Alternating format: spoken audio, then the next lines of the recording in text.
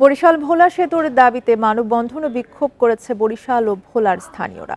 কেন্দ্র ঘোষিত কর্মসূচির অংশ হিসেবে বেলা 11:30টায় নগরীর সদর রোডের অশ্বিনী কুমার হলের সামনে মানববন্ধন ও বিক্ষোভ করেন তারা।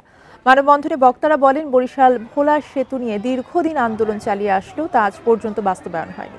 ভোলার সাধারণ মানুষ এই সেতুর অভাবে সঠিক চিকিৎসা নিতে বরিশালে পৌঁছাতে পারছে না। দক্ষিণাঞ্চলের অর্থনীতিরও প্রসার ঘটছে না। তাই দ্রুত বরিশাল ভোলা সেতু বাস্তবায়নের জন্য দাবি জানান তারা। নইলে আন্দোলন চালিয়ে যাওয়ার ঘোষণা দেন তারা।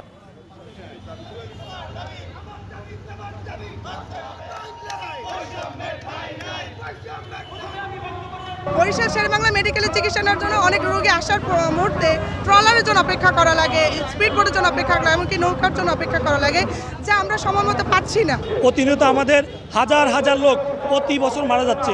তারে আমরা ভোগান্তি থেকে মুক্তি পাওয়ার জন্য আমরা ভোলা বরিশাল সেতু চাই।